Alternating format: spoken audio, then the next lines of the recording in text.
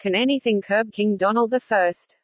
Are they really gunning for Ann Selzer? Legendary Anne, veteran Anne, and I may add, through personal experience, kindly Anne, generous with her time and in the sharing of her knowledge.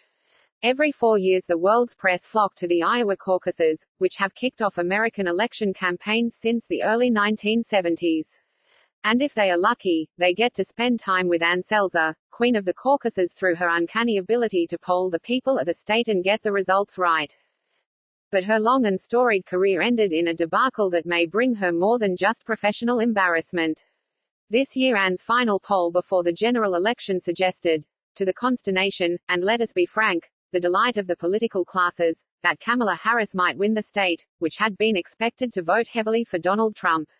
It caused a worldwide stir. Was Trump going to be swamped by shy Harris fans?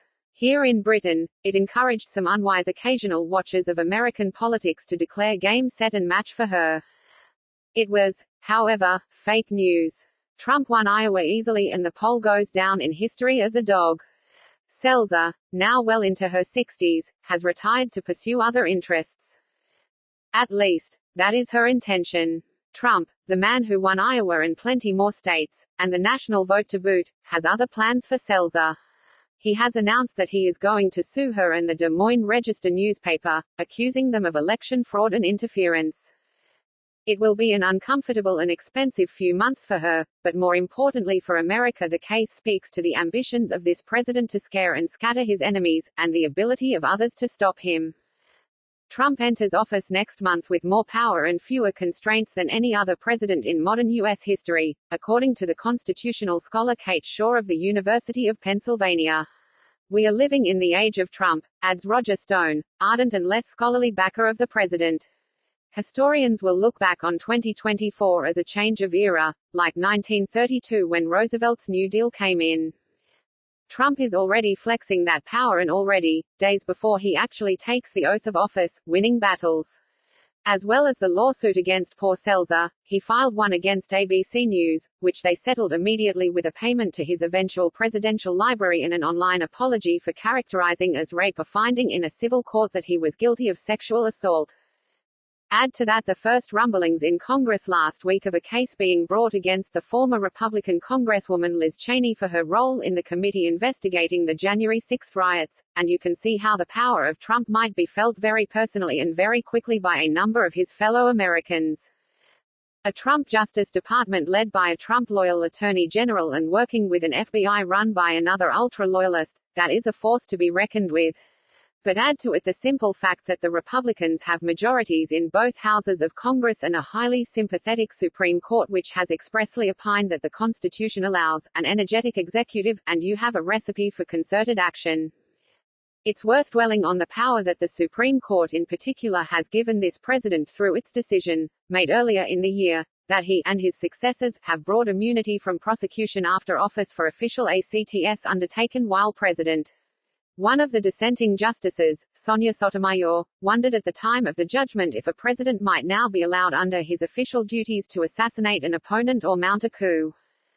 Even if these nightmare scenarios never play out, and I pray they never do, the damage has been done, she said.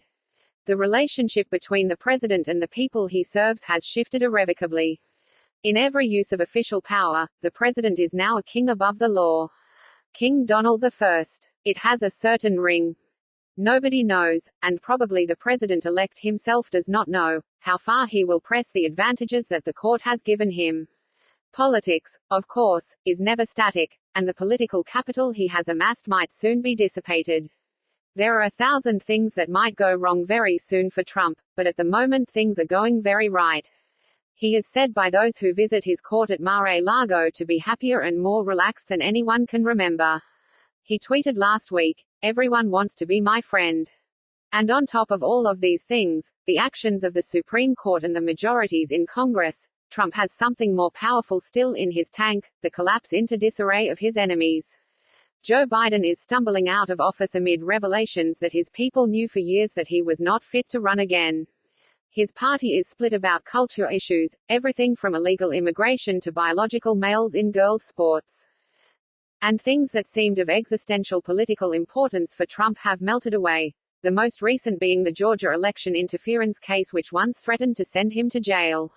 The state's Supreme Court has decreed that a new prosecutor has to be found as the last one had a romantic relationship with the man she chose to investigate Trump. The entire case may well be dropped. For all the pre-election talk of the dangers of Trump, the Democrats and the justice system have combined now to wound him, anger him and put him back in the Oval Office with extra powers. This holiday season the nation awaits His Majesty's pleasure.